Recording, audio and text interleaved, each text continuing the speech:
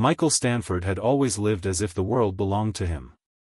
The towering glass towers of Manhattan bore his name, private jets waited at airports, and his stock investments made world markets tremble with every word he said. But that evening he sat in his penthouse on the 72nd floor, holding a letter that smelled of the cold of the past. You know that your partner is cheating on you. If you keep quiet, you will lose more than money. The paper trembled in his fingers, as if it were alive. Who knew? And most importantly, what exactly was known? Michael stood up and went to the panoramic window. New York shone below him, but this time its radiance seemed false, cold. He was dialing the number of his closest partner, Richard Grayson, with whom he had built an empire for 20 years. Richard, his voice trembled, although he tried to speak calmly. We have to meet. Immediately. The silence on the other end of the wire stretched. Then Richard answered briefly. Okay. Tomorrow. I have something to say. And then Michael felt that this was not a joke or a threat. This was a trap that had already closed. His world, built on trust, cracked like ice underfoot. At night he could not sleep. Memories flooded his mind, how he and Richard had started in a small office, how they had shaken hands after the first deal they had won. If he really betrayed me, then this is the end, he whispered to himself. And when dawn finally colored the sky golden, Michael realized, the world would never be the same again. The meeting took place in the company office. Richard was sitting at a long oak table, holding a glass of wine. His calm appearance only increased his anxiety. Michael, he said, almost tenderly, you don't understand how the world works. We all lie. It's the only way to stay on top. You stole from us? Michael's voice cut through the air. From me? I didn't steal. I just redirected resources. For the greater good. Michael threw the letter on the table. Richard didn't even flinch. Someone knows. And they warned me. Richard smiled. Someone always knows. But we have a choice, either we keep quiet or everything goes awry. That same day, the first wave of scandal erupted in the media. The headlines screamed, Stanford investments under investigation. The stock plummeted. His name, once a symbol of reliability, had become synonymous with corruption. At home, his wife looked at him as if she were seeing him for the first time. Is that true? She asked quietly. No. I didn't know. I'm not guilty. She just shook her head. You always knew. You just didn't want to see. The next morning he walked into his office, and federal agents were already waiting there. They handed him a search warrant. At that moment, he realized, he wasn't just losing money. He was losing the world. With thousands of cameras recording his every move, with even his friends turning their backs, Michael found unexpected support where he had never expected it. One evening, he returned to his old office, the one where it all began. There, waiting for him was an old acquaintance, Anna, the journalist who had once written about his first deals. I know what's going on, she said. I have documents that prove this isn't your scheme. It's Richard. He set you up. But why are you helping? Michael's voice was filled with disbelief. Because I saw who you used to be. A man who wanted to change the world. You lost yourself. But it's not too late. She handed him the flash drive. There were correspondences, signatures, hidden deals. Every line burned his heart. It turned out that Richard had been building a web of schemes for years, using Michael's name to deflect suspicion. If I go public, he whispered, it will all be over. For him. For me. For the company. Anna looked him in the eye. Or you keep quiet, and become an accomplice. And then he realized, the fate of the empire was in his hands. But was he ready to destroy everything to save himself? The courtroom was packed. Chambers, lawyers, shareholders, former friends. Richard sat across from him, calm and confident. The lawyer leaned toward Michael. If we present this evidence, your company will burn down. You will lose everything. Michael stood up. His voice was firm, though inside he was trembling. Your Honor, I have the documents that prove the truth. The room erupted in whispers. He held out a flash drive. The screen showed contracts forged under his signature, offshore accounts, letters of instruction. Richard's face twisted into a grimace of rage. You destroyed us both, he shouted. No, Michael replied. I freed us. He knew that now he would face bankruptcy, perhaps prison. But in that moment he felt something new. Relief. A year had passed. Michael lived far from New York, in a small house on the coast. His empire was gone. His wife had left. His friends had forgotten. But every morning he would go ashore and look at the ocean. Anna would call sometimes. She was writing a book about his story. People should know the truth, she would say. Is it important? He would answer. I've lost everything. But you've kept your conscience, Michael. Not all rich people can boast of that. He was silent for a long time. Then he said.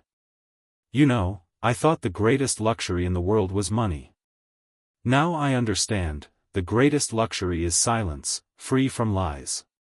He looked at the endless waves and asked himself, is it possible to be rich and honest? Maybe not. But now at least he knew the price of silence. And he didn't want to pay it anymore. In the fall, the ocean became a strict teacher. The waves crashed against the pier, as if reminding him that everything built on shaky deals will eventually crumble to foam. Michael had come to meet the injured investors in the modest city hall. There were no cameras, just crumpled folders, tired eyes, and voices learning to trust words again. You're not guilty? Asked the gray-haired man in the tattered jacket. And my savings, which I saved for my daughter's college, whose fault is that? Michael felt his throat tighten. I was blind. And you paid for that blindness. I'm not asking for forgiveness. I'm asking for a chance to work off the debt. A woman in a black sweater stood up. My husband had surgery. The insurance didn't cover everything, and then your stock price crashed. He didn't live to see it. You're not God, Mr. Stanford, but you were closer to God in this story than we were. Michael listened without making excuses. Every word cut through like a chisel. After the speeches, he went to the microphone again. I will create a separate compensation fund. Everything I have left will go there. I will arrange it legally so that neither I nor anyone else can rewind. Is this PR? Someone from the back row said. It's pain that I convert into action, he answered quietly. Call it PR if you want.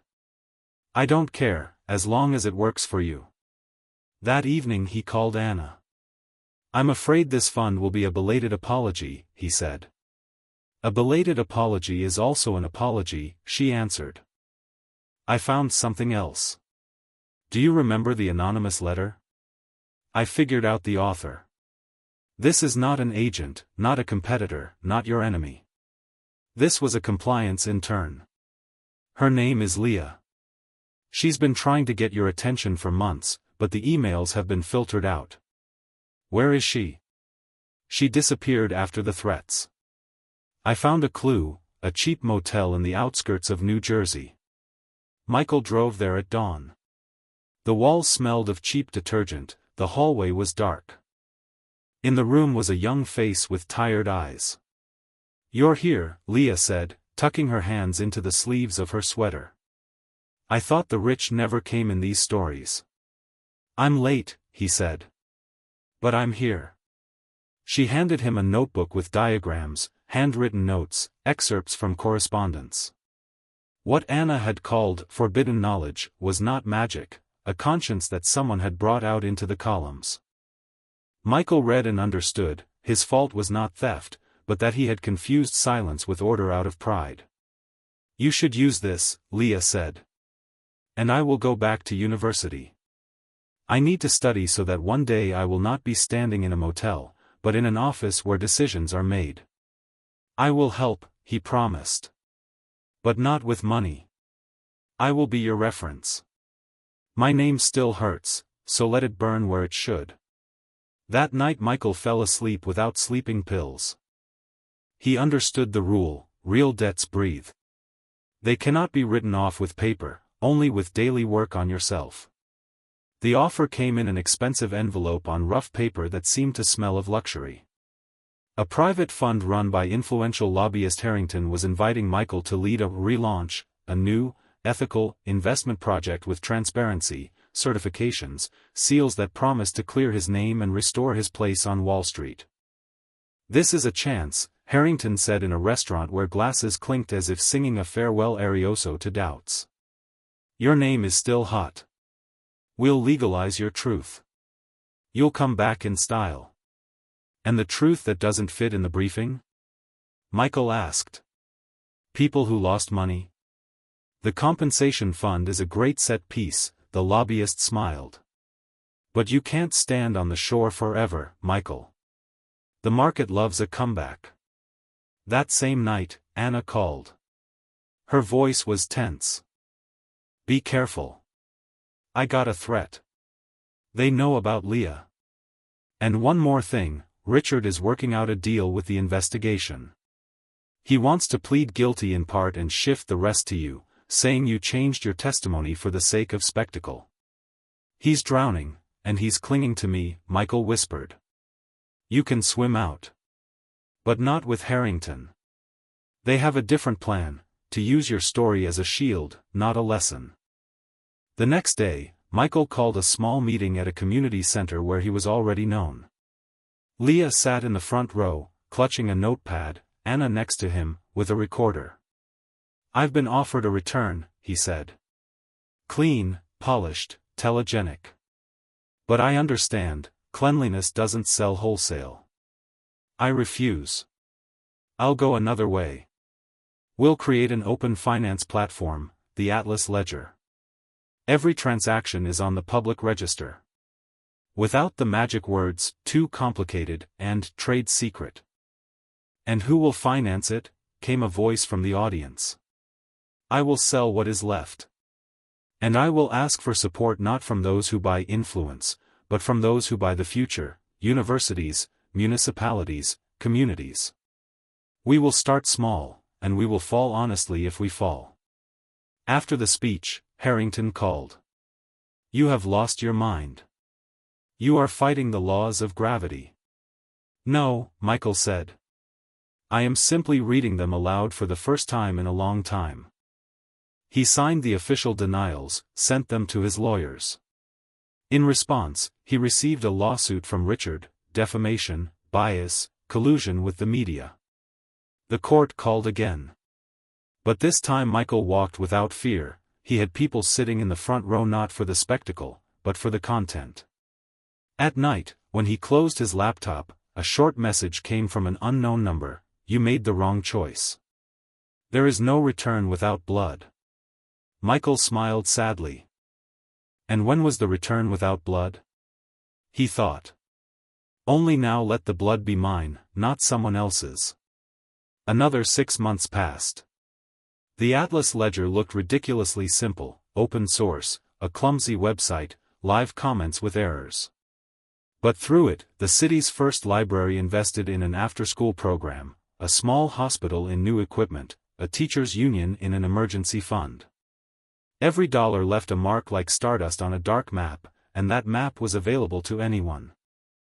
Richard's trial was less spectacular than the first. He pleaded guilty in part, tried to shift the rest to system errors and lack of obvious risks. Michael testified calmly, without pathos. "What is your fault, Mr. Stanford?" the prosecutor asked. "Haughtiness," he replied.